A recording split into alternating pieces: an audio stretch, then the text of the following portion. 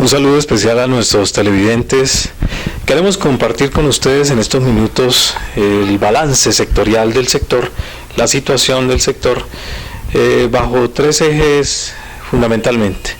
Primero, la situación del comercio exterior, la balanza comercial. Segundo, el tema del combustible. Y tercero, el precio del dólar.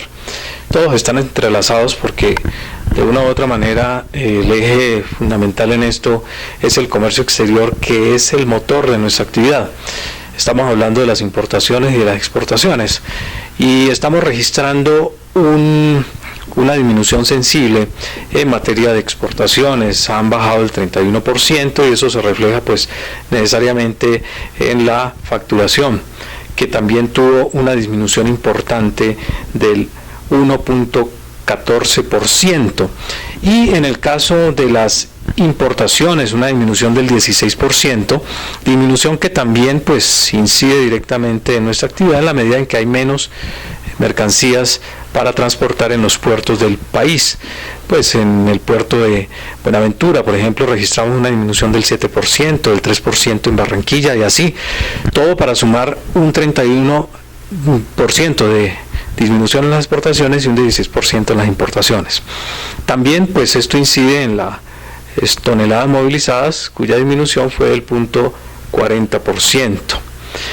Esto pues tiene relación directa con el precio del dólar, pues desestimula las importaciones de mercancía en la medida en que resulta mucho más gravoso para nuestro sector, sobre todo en lo que hace relación con los costos variables. Estamos hablando de llantas, de insumos como los filtros y los diferentes partes que se utilizan para la operación de los vehículos de carga.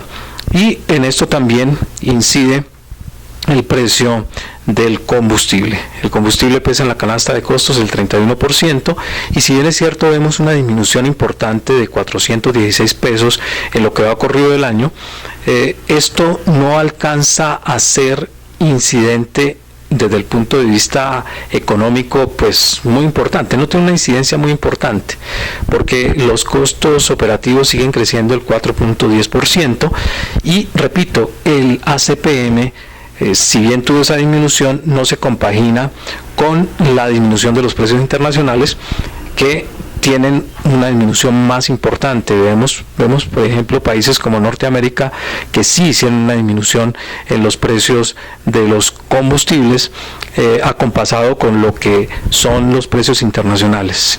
Sin embargo, nosotros mantenemos una moderada disminución, y por eso es necesario hacer la revisión de la fórmula de combustibles, sobre todo en el rubro correspondiente a la mezcla del biodiesel, que tiene una incidencia del 8% en el valor final del combustible ACPM en las estaciones de gasolina y de combustible.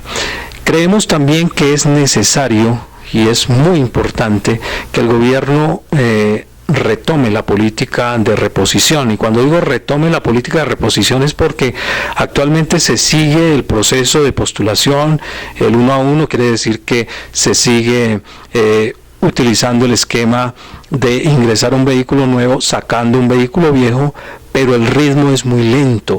Estamos hablando de un promedio de 2.500 vehículos anuales, cuando se requiere un procedimiento mucho más, o un número de vehículos mucho más grande, para que se logre la meta de modernizar los 120.000 vehículos que tienen más de 20 años en Colombia. Recordemos que en Colombia el número de vehículos entre rígidos y vehículos articulados es de 385.000 vehículos, y de esos 120.000 tienen más de 20 años.